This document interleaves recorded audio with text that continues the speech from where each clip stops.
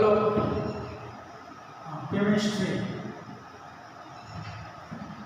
હવે કાળો સફેદ ફોસ્ફરસ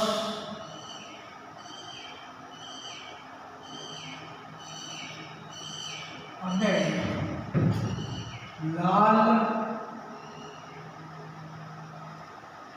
ફોસ્ફરસના તફાવત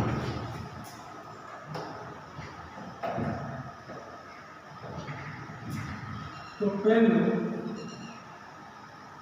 તે ખૂબ જ ઝેરી છે જ્યારે લાલ ફોસ્ફરસ તો તે બિનઝેરી છે પરંતુ એ ખૂબ જ ઝેરી પદાર્થ છે જ્યારે લાલ ફોસ્ફરસ બિનઝેરી પદાર્થ છે તે પાણીમાં અદ્રાવ્ય અને CH2 માં ખૂબ જ દ્રાવ્ય છે એટલે સફેદ ફોસ્ફરસ છે એનો બીજો તફાવત એ થાય તે પાણીમાં અદ્રાવ્ય હોય જ્યારે CH2 જેવા દ્રાવકની અંદર જે ખૂબ જ દ્રાવ્ય હોય ત્યારે લાલ ફોસ્ફરસ તે પાણી અને CH2 બંનેમાં અદ્રાવ્ય છે એટલે પાણીમાં દ્રાવ્ય ન થાય કાર્બન ડાઇસલ્ફાઇડ દ્રાવકમાં પણ દ્રાવ્ય થતો નથી એટલે પાણી અને CH2 દ્રાવકમાં અદ્રાવ્ય તરીકે રહેલો છે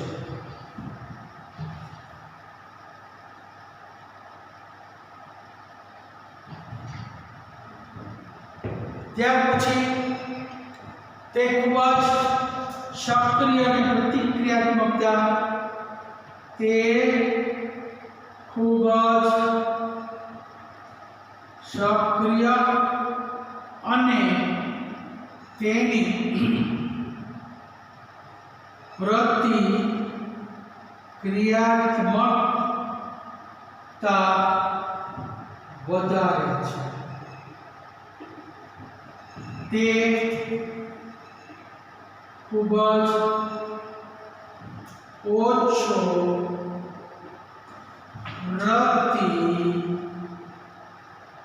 પ્રતિક્રિયાત્મક છે ઓલો ખૂબ જ સક્રિય અને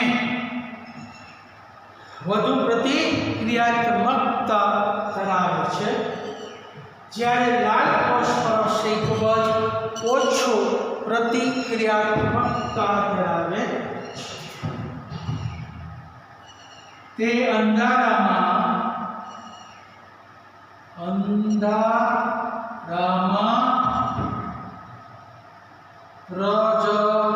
પ્રજ્વલિત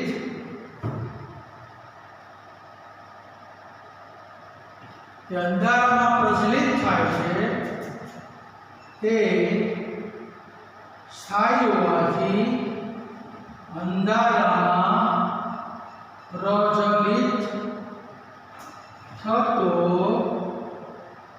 નથી તો કહી શકાય કે તે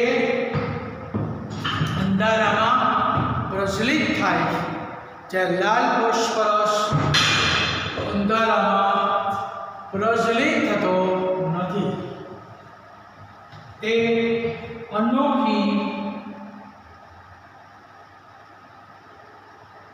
તે અનોખી अनोखी समचतुष्फलक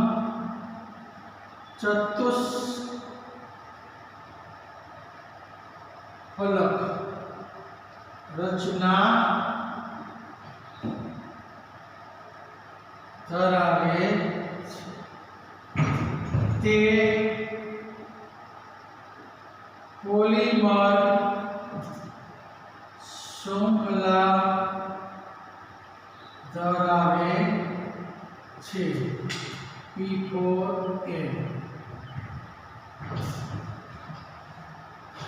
તો પરીક્ષામાં પણ 2 માર્ક્સમાં પૂછે કે સફેદ ફોસ્ફરસ અને લાલ ફોસ્ફરસ વચ્ચેનો તફાવત જણાવો. તો સફેદ ફોસ્ફરસ અને લાલ ફોસ્ફરસ એની અંદર તે ખૂબ જ ઝેરી પદાર્થ છે, તે બિનઝેરી પદાર્થ છે. તે અંધારામાં પ્રજ્વલિત થાય, તે અંધારામાં પ્રજ્વલિત ન થાય, તે ખૂબ જ સક્રિય અને પ્રતિક્રિયાત્મકતા વધુ, તે સ્થાયી અને પ્રતિક્રિયાત્મકતા ઓછી, અને કાર્બન ડાઇસલ્ફાઇડમાં દ્રાવ્ય, ઓલો કાર્બન ડાઇસલ્ફાઇડમાં અદ્રાવ્ય. આ સમચતુષ્ફલકીય બંધારણ આમાં પોલિમર શૃંખલા બંધારણ ધરાવે છે. એટલે સફેદ અને લાલ ફોસ્ફરસ વચ્ચેનો તફાવત.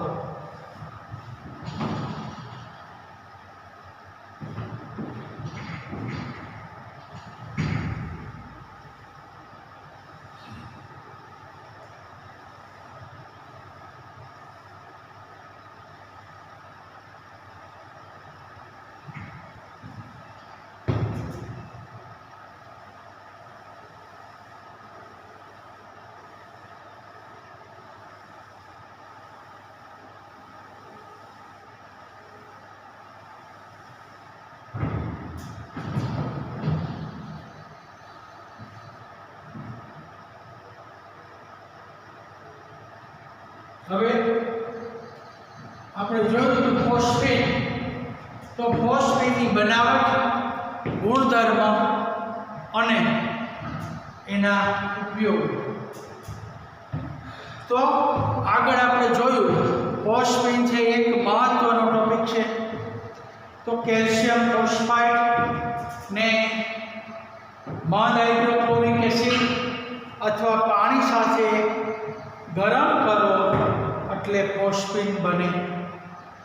તદુપરાંત પ્રયોગશાળાની અંદર સફેદ ફોસ્ફરસને જલીય રચના દ્રાવણમાં ગરમ કરવાથી પણ સફેદ એટલે ફોસ્ફેટ બને છે.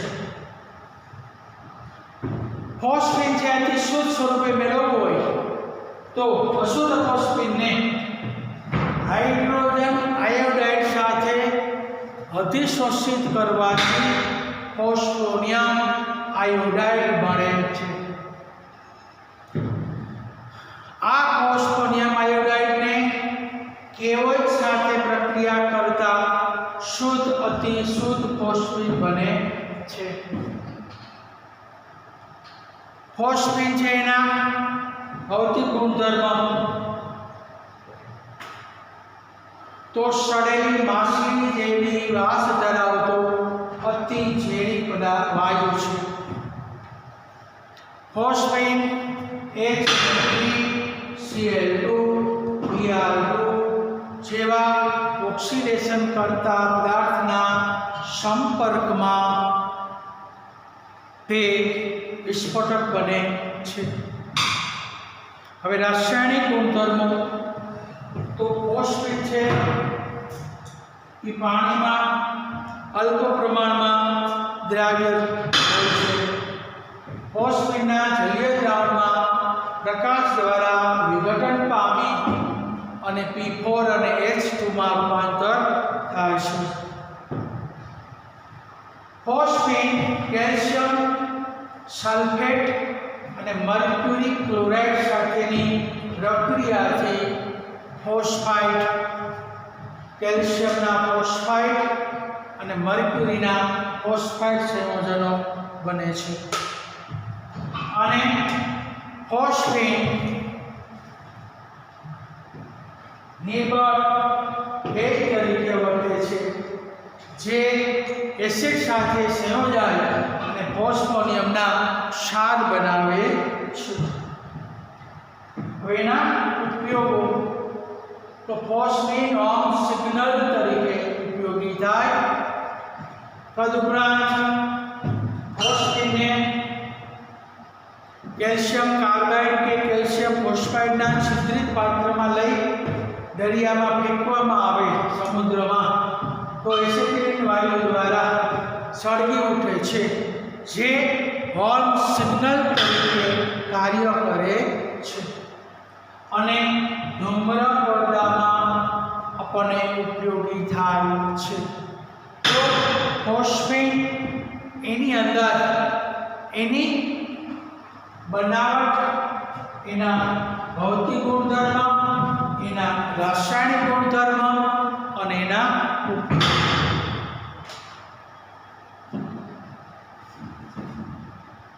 હવે ફોસ્ફરસના ઓક્સી એસિડો.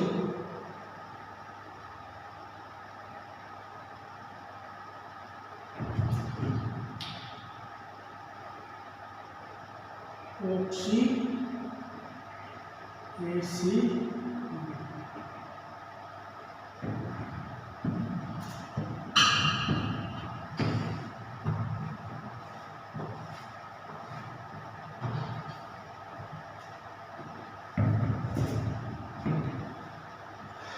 ફોસ્ફરસના ઓક્સી એસિડો ખૂબ જ મહત્વનો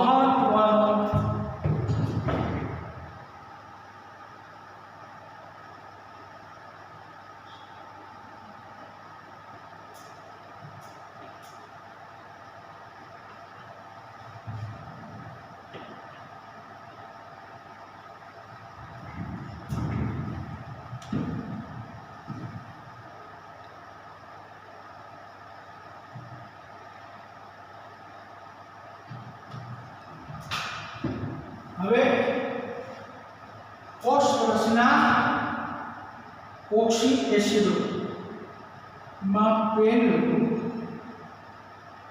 hypo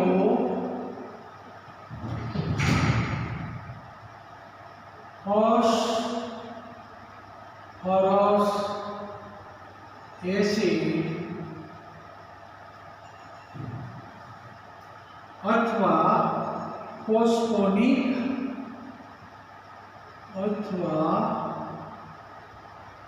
ફોસ્ફોનિક acid. Hypo phosphorus acid અથવા ફોસ્ફોનિક એસિડ એનું સૂત્ર A3PO2. અણુ સૂત્ર આયનો નામ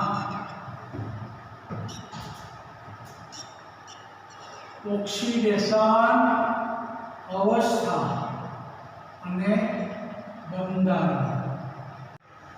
બરાબર. હવે આપણે એનું બંધારણ, અણુસૂત્ર, ઓક્સિડેશન અવસ્થા, 2 2 4 3 જાય +1. હવે એનું બંધારણ ફોસ્ફરસ O1H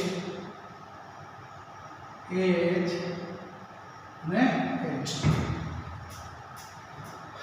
એક O1 P1OH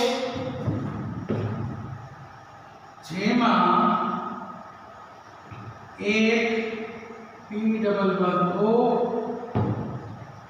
એક P1OH અને 2 P1H.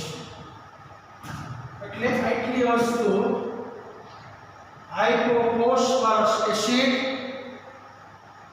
એનું અણુસૂત્ર H3PO2, એની ઓક્સિડેશન અવસ્થા +1, એનું બંધારણ P-double-bond-O, P-bond-OH, P-bond-H, P-bond-H.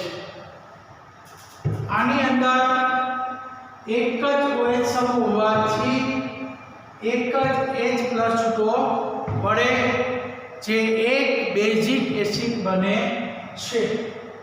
H+ છૂટવો પડે જે રિડક્શન કર્તા તરીકે વર્તે છે. એટલે 2 P-bond H હોવાથી રિડક્શન કર્તા તરીકે વર્તે છે.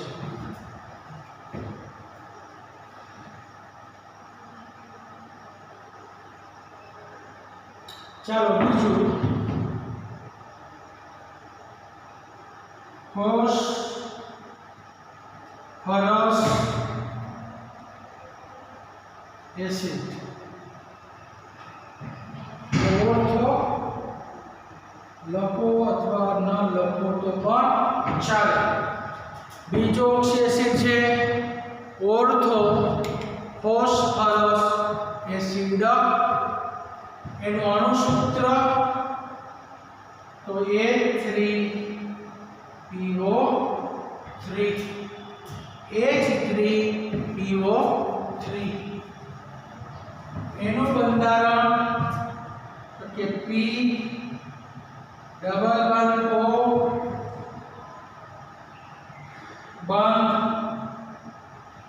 H, H, H. તો આમાં એક P-double-bond-O, એક P-bond-H અને બે P-bond-OH.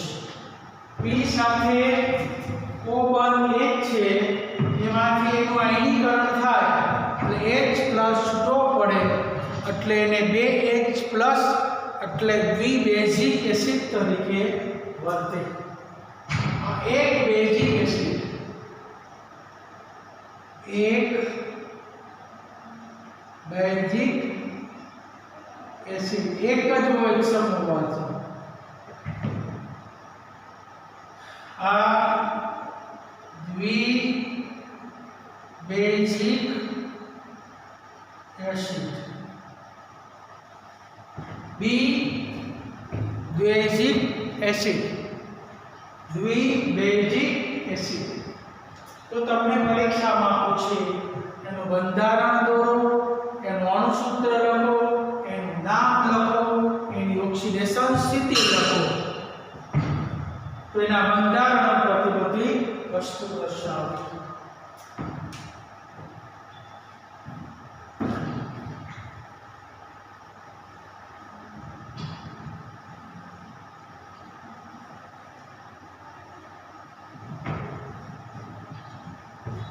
એની ઓક્સિડેશન અવસ્થા +3.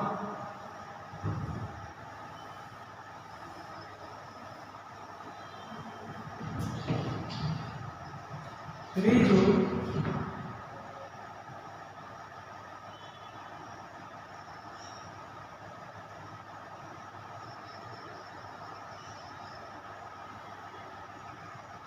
Ortho phosphoric acid. એનું નામ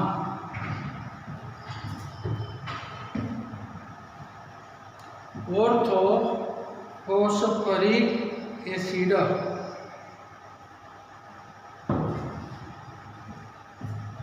અણુસૂત્ર H3PO. 4 2 8 માંથી 3 જાય એટલે એની ઓક્સિડેશન સ્થિતિ +5. એનું બંધારણ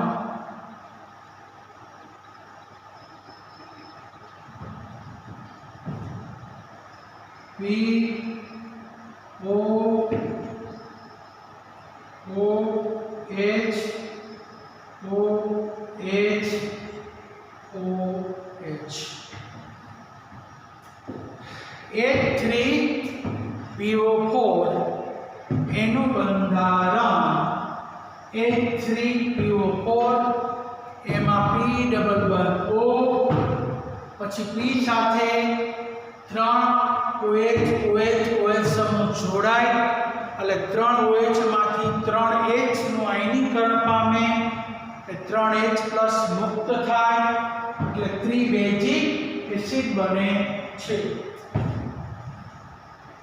જેમાં એક P ડબલ બોન્ડ O અને 3 P bond H 3 basic acid જેટલા આયનીકરણ સીધા P સાથે જોડાયેલા હોય એ આયનીકરણ પામતા નથી ધ્રુવીય હોય જ્યારે O1 H છે એ આયનીકરણ પામે એ ધ્રુવીય હોય એટલે H પ્લસ છૂટવો પડે એટલા બેઝિક એસિડ બને છે એટલે ઓર્થો ફોસ્ફરિક એસિડ નું નામ લખો અણુસૂત્ર જણાવો ઓક્સિડેશન અવસ્થા લખો અને એનું બંધારણ જણાવો એટલે આ ત્રણ સ્થિતિ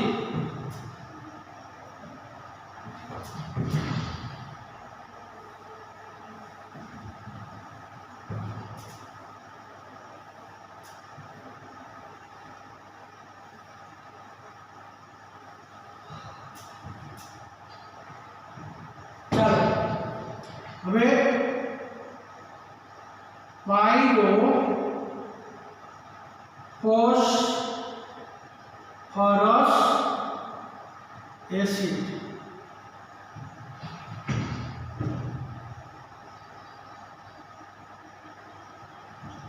તેનું સૂત્ર H4P2O5 5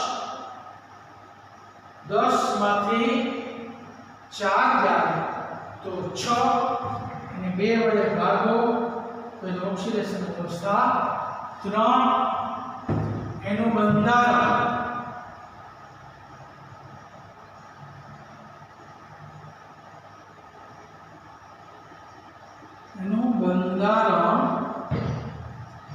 તો 2 P double bond O double bond O હવે એક સીધો H એક OH એક OH એક સીધો H તો H4P2O5 આ એનું બંધારણ એની અંદર 2 P double bond O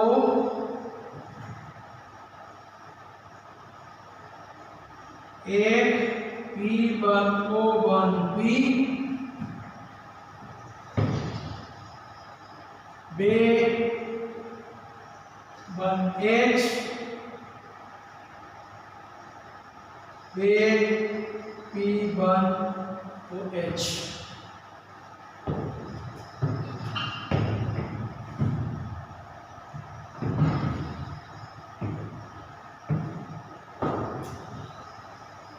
P double bond O एवा 2 बोन्ड 1 અને 2 2 P bond H 2 P bond OH 1 P bond O bond P तो पायरो फॉस्फरस फॉस्फरिक नहीं phosphorus acid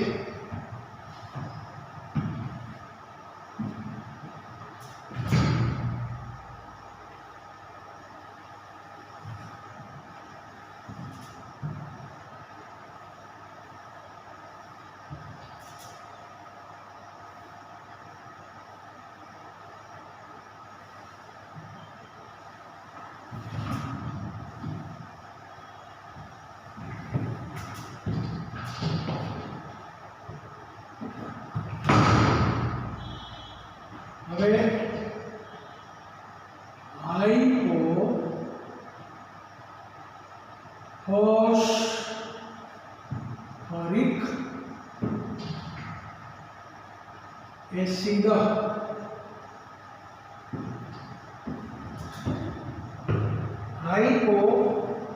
હાઇપોફોસ્ફરિક acid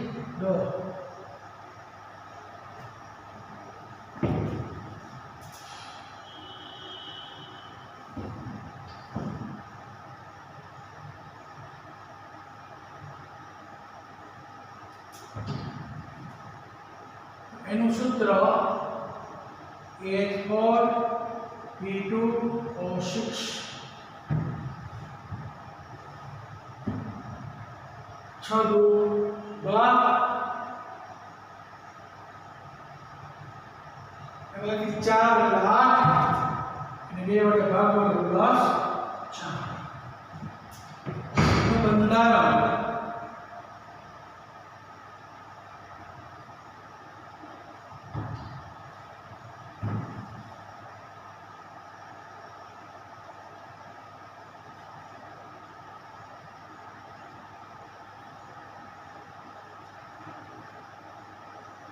P double bond O P आमा 4 OH 4 OH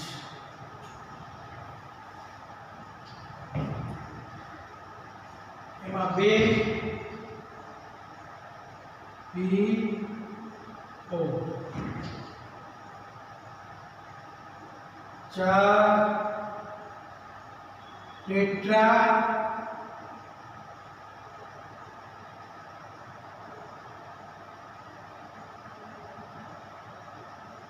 basic acid तो 2 P बंध OH અને 4 P बंध OH અને 1 P बंध P तो आ रीते हाइपोफॉस्फरिक एसिड નું અણુસૂત્ર ઓક્સિડેશન સ્થિતિ અને તેનું બંધારણ દોરો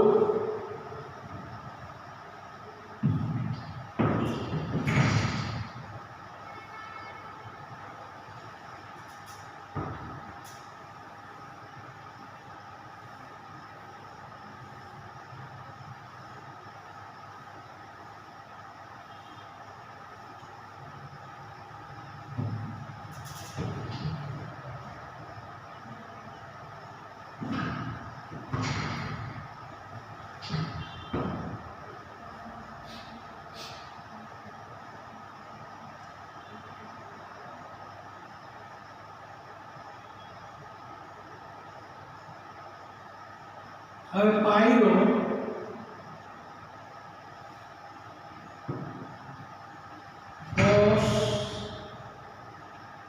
phosphoric acid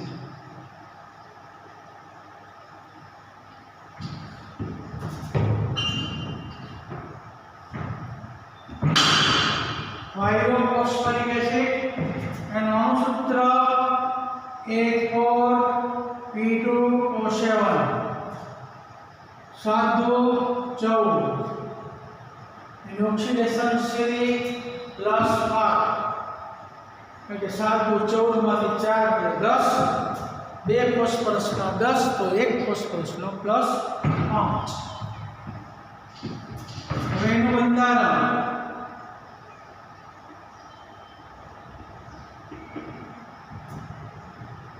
P double bond O O P double bond O 4 ने હવે 4 OH 4 OH तो 4 5 6 7 એટલે 2 P डबल 4 P बन OH,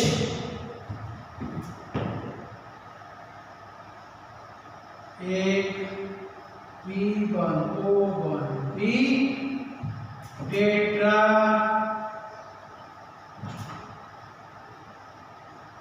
बेजिक एसिड।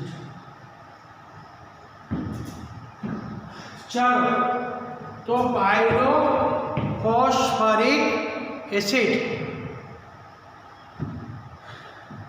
तो pyro phosphoric acid H4B2O7, H4B2O7 જેમાં 2 P double bond O, 1 P बन O बन B, 4 P बन OH, 4 OH होवाथी एनु आयनीकरण थाय 4H प्लस छूटा पड़े એટલે टेट्रा बेजिक एसिड बने छे।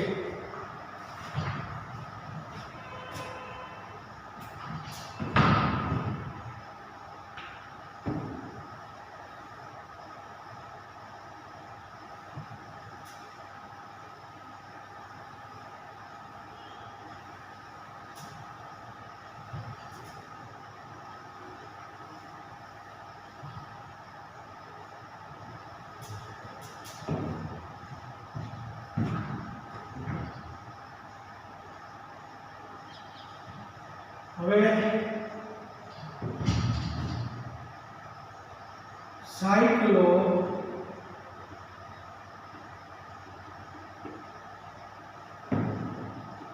Try Meta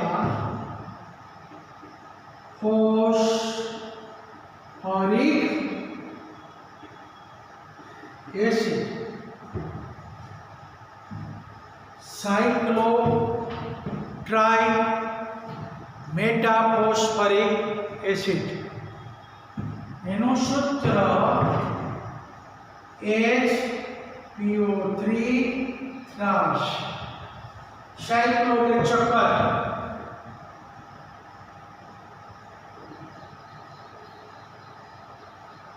P O P O P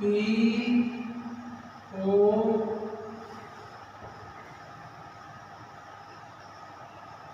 OH,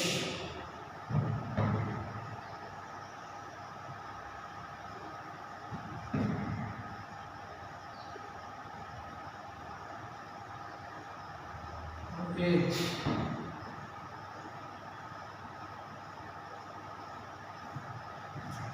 એટલે H3PO3 H3PO3 या 2 અને H3 cyclo tri meta phosphoric acid, tri meta phosphoric acid, cyclo tri meta phosphoric acid H3HPO3 thrice एनो अणुसूत्र 3H3HPO3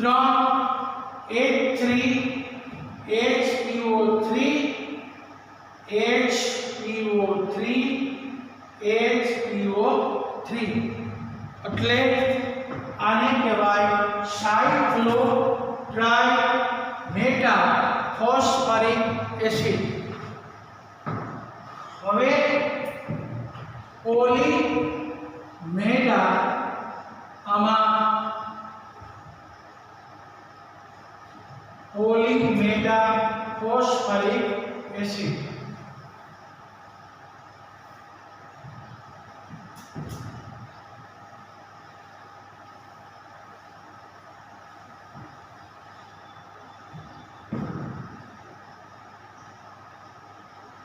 पोली meta phosphoric acid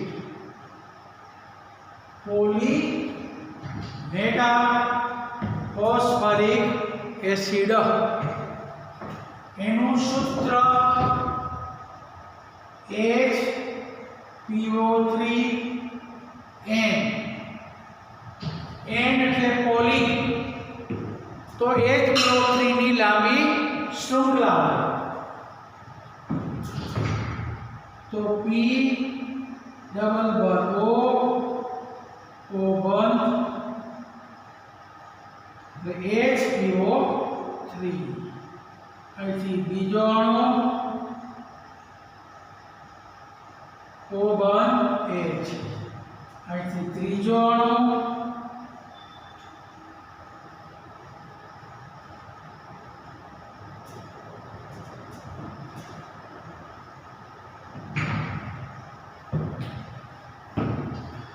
તો આ છે એનો એકમ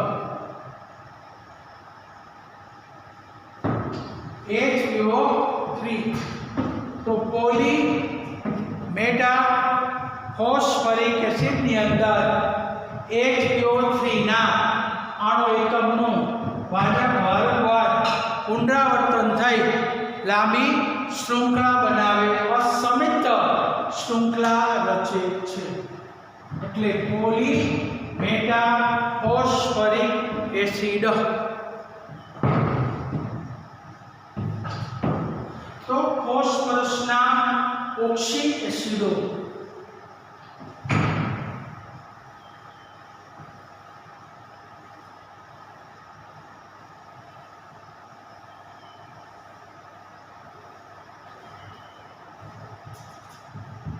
હવે ફોસ્ફરસના ઓક્સી એસિડમાં B સાથે જેટલા OH સમૂહ જોડાયેલા હોય એ આયનીકરણ પામી અને H+ છૂટા પડે એટલા એ બેઝિક એસિડ બને છે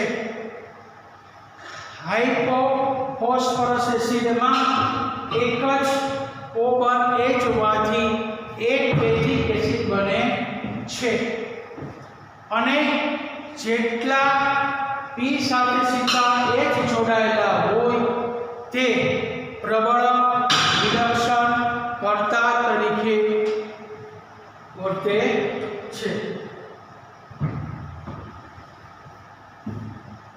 એટલે ફોસ્ફરસના ઓક્સી એસિડ એટલે ફોસ્ફરસ એને ટૂંકમાં આટલું લખવાનું A3PO2 A3PO3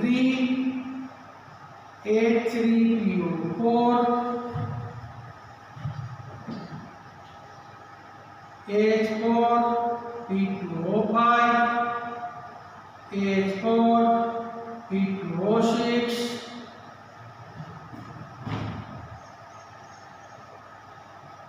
P2O7 અને HPO3 પોલી આની ઓક્સિડેશન અવસ્થા આની +3 +5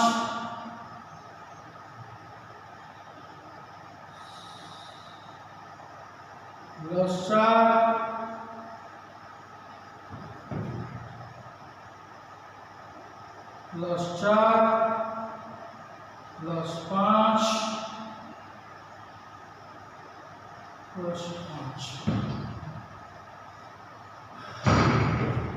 આનો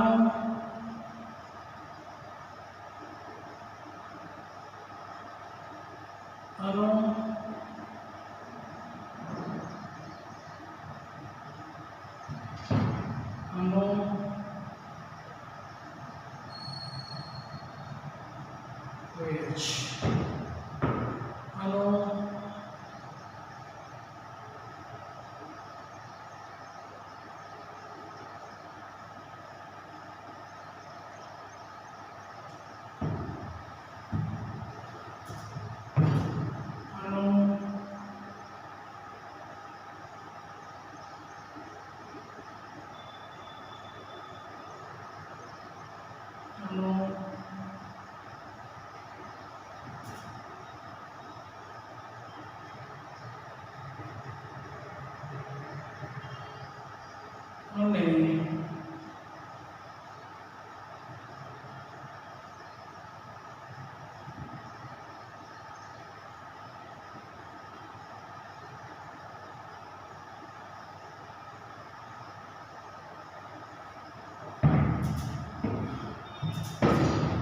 એક નંબર, આ બે નંબર, 3 નંબર, આ 4 નંબર, 5 નંબર, આ 6 નંબર, આ 1, આ 2, આ 3, આ 4, આ 5, આ 6, 7. તો આ રીતે એનો બંધારણ.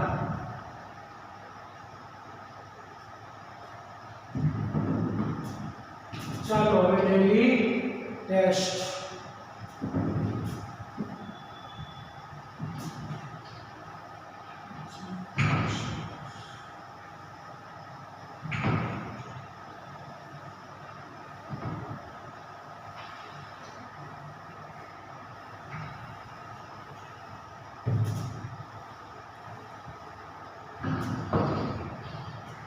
Hello daily test.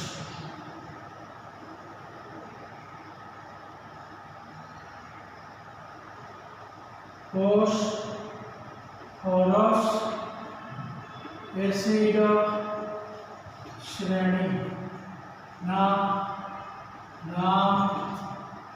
અણુસૂત્ર અને બંધારણ. બીજું કોષ, ફોલિક એસિડ, નામ, અણુસૂત્ર અને બંધારણ.